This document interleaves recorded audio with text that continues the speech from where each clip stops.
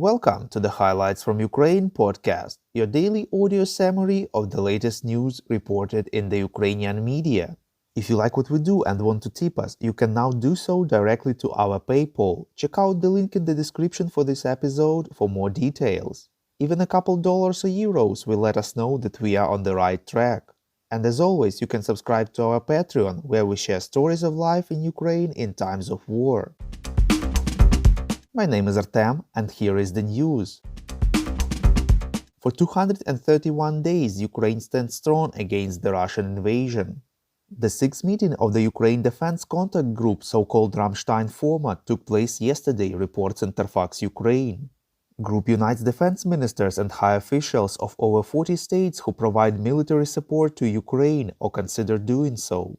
At the meeting, U.S. Defense Secretary Lloyd Austin said that the assistance provided by the members of the group to Ukraine has made a significant difference on the battlefield over and over again. He stressed that they will continue to build Ukraine's defensive capabilities. Austin also expressed hope that this work will continue in terms of long-term investment in the defense industry. After the Ramstein format meeting, several countries announced additional military aid for Ukraine. According to Lloyd Austin, Ukraine's partners will provide additional air defense systems as quickly as physically possible. The Netherlands promised to provide Ukraine with missiles for air defense systems worth more than 15 million euros, reports Interfax Ukraine. Germany plans to transfer more self-propelled artillery Panzerhaubitze 2000 and multiple launch rocket systems Mars 2 to Ukraine. According to the German Defense Ministry, they will be handed over to Ukraine in the next few weeks.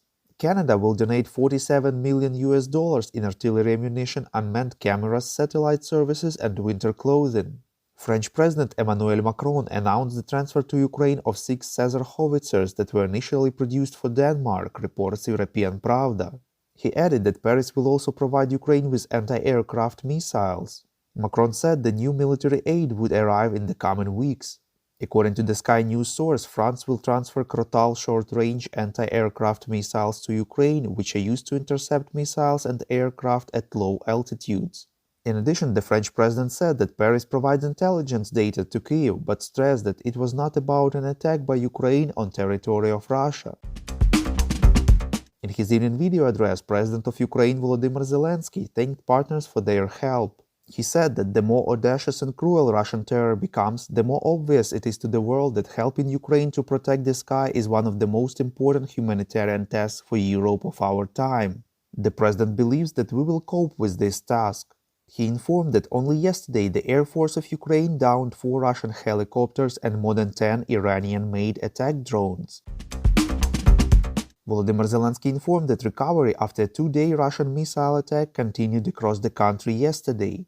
At that time, energy facilities were damaged in 12 regions and Kyiv. As of now, the technical capability of electricity supply has been fully restored in most regions, said the president. In 4 regions, work is ongoing. Repairs should be completed shortly. In some cities and districts, scheduled blackouts are used to stabilize the energy system. The president said that yesterday morning Russian forces shelled the central market of the city of Avdiivka, Donetsk region. At least 7 people were killed and 12 wounded.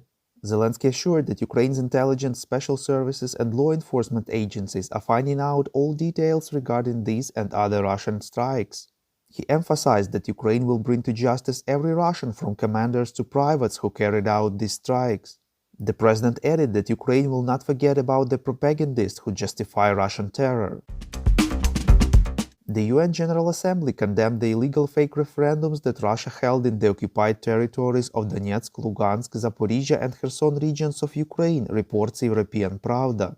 The resolution was supported by 143 out of 193 members of the UN General Assembly. 5 states, Russia, Belarus, Syria, North Korea and Nicaragua, voted against. The President of Ukraine expressed gratitude to all those who supported the resolution and stressed that the world has said its word. Russian annexation attempts are worthless and will never be recognized by free nations.